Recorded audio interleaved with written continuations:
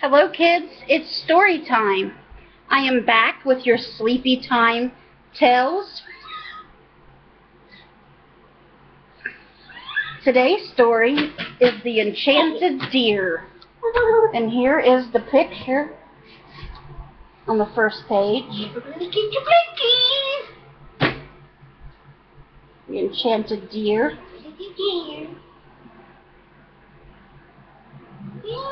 Shows a beautiful enchanted land.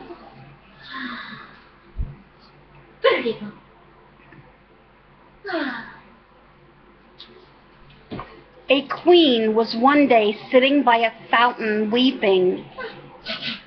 She wished very much to have a child of her own, and she thought it sad that she had none.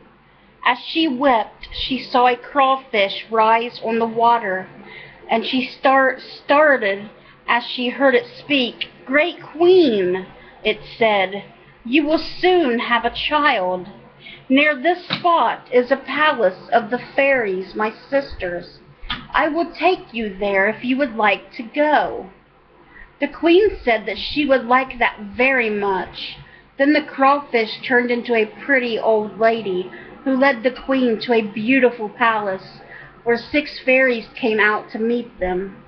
They said that they were glad to see the queen, and they gave her a bouquet of flowers, a rose, a tulip, a hyacinthia, a daisy. Madame, said one of them, "we were glad to tell you that you will soon have a little girl baby. You must call her Welcome. As soon as she is born, call us. We have only to take the bouquet we have given you and name each of the 6 flowers, and we will be with you to offer our gifts to little Welcome."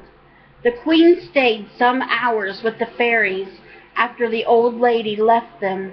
She went home very happy, and as the fairies had said, a baby was born who she named Welcome. And she took the bouquet of flowers and named them, and she spoke. The 6 fairies came into the room. They kissed the baby and all gave it gifts. One said it should have a good temper. The second said that she should be clever. The third said that she should be beautiful. The fourth that she should have good fortune. And the fifth gave her wealth. The last said that whatever she tried to do would be done well. At that moment a great crawfish came into the room. "Oh," it said, "you ungrateful queen, you never once thought of me, yet I took you to my sister's palace." The queen, very sorry that she had not asked the crawfish to come and see her, and she begged her pardon with tears, asking her to forgive her and not to hurt the baby. The other fairies also begged the old fairy to be kind to the child, and at last she said, "Well, I forgive the queen, but if that baby sees the light of day before she is 15 years old, she will have to suffer." And she went away still as a crawfish. The queen, in great fear, asked the fairies what she should do. They advised her to build a palace with no doors or windows in it, the entrance being far under the ground, and to shut the princess up in it until she was 15 years old. The king and queen did so.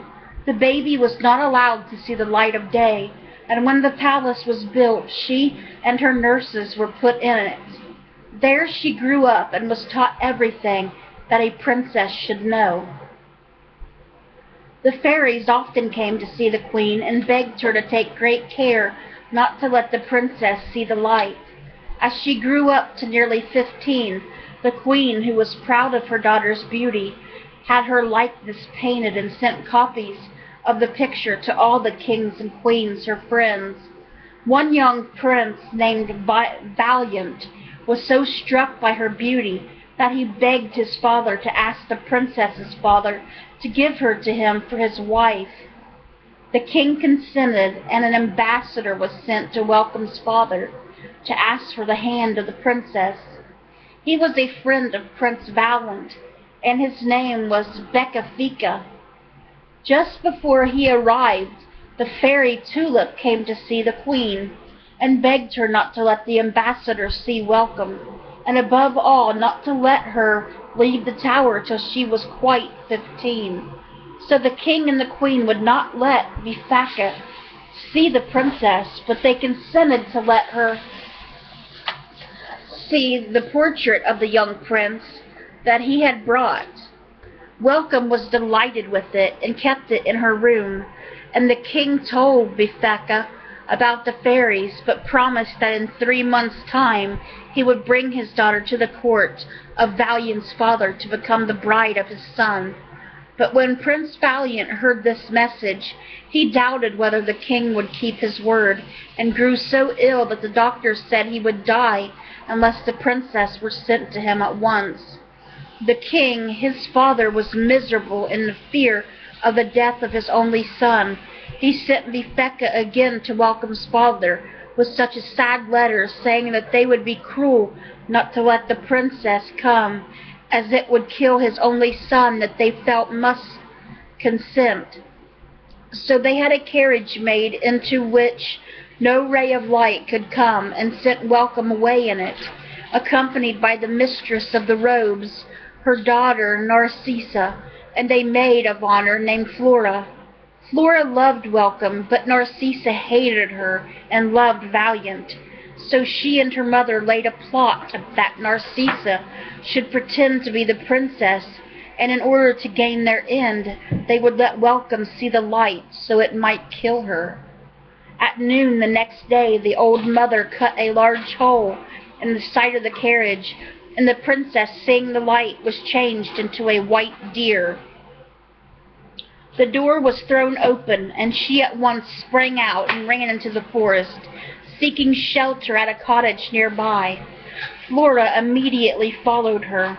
When the wicked mistress of the robes and Narcissa reached the kingdom of Prince Valiant, he and his father came to meet them, but when they saw Narcissa, they cried out at once that some wicked deed had been done, that she was not the princess. In vain Narcissa declared that she was welcome. She and her mother were taken to the town and lodged in a dungeon.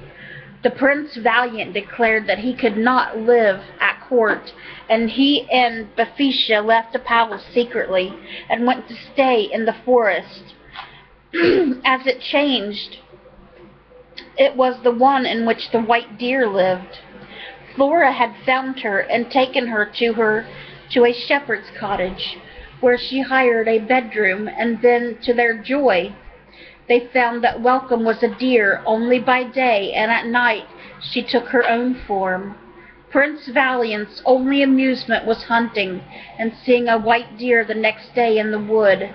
He chased it and shot several arrows at it, but did not wound it, and Welcome came home safely, but very tired from her chase. The next day the prince again chased the white deer, but feeling tired, laid down under the tree at noon and fell asleep, where the white deer found him, and saw to her grief that she had chased by one than her other beloved Valiant. Presently the prince awoke, and the chase was continued, and at last Valiant shot the white deer. He ran to the spot, and she fell, and was sorry to have hurt the pretty deer. He thought that he would keep her for a pet, and tied her to a tree, where Flora found her, and of course set her free. But Bifaka had seen Flora, and remembered her at the court of Welcome's father.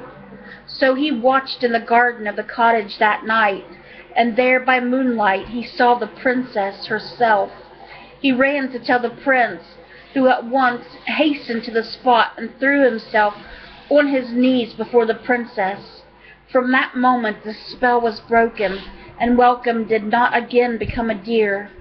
Valiant now took Welcome to the old king, his father, who was charmed with her, and told him the whole story. The prince and princess were married, and Bifaka was wedded the same day to Flora. The two wicked prisoners were set free, but sent out of the kingdom. The fairies came to the marriage feast, and were glad to wish all happiness to the white deer.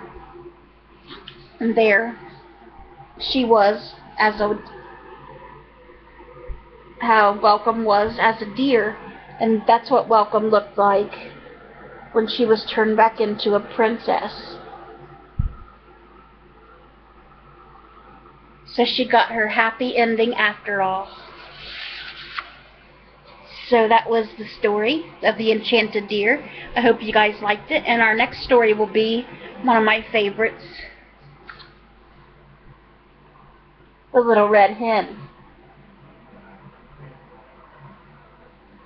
It's a great story. It's one of my favorites that I remember as a child. I hope you guys enjoyed today's story, and good night, guys. Sweet dreams.